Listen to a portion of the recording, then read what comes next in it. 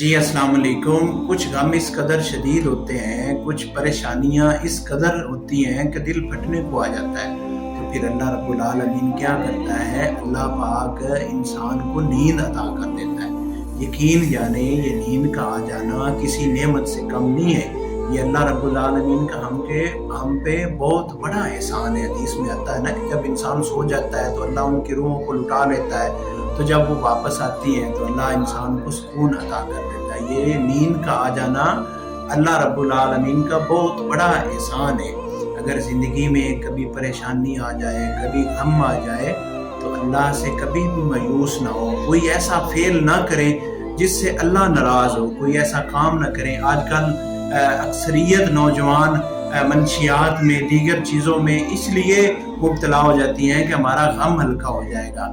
اللہ رب العالمین نے ہم پہ لاکھوں احسان کیے ہیں۔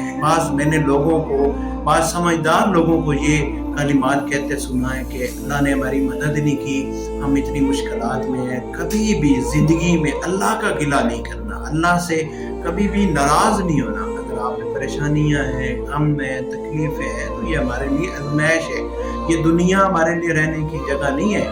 دنیا ایک آزمائش کا خانہ ہے، اور آخر ہمارا گھر جو ہے وہ موت کے بعد والا ہے۔ اس لیے ہر حال میں اللہ کا شکر کریں، اللہ کی نعمتوں کو گنیں، اللہ کی نعمتوں کو دیکھیں کہ اس نے ہمارے اوپر کس قدر نعمتیں کی۔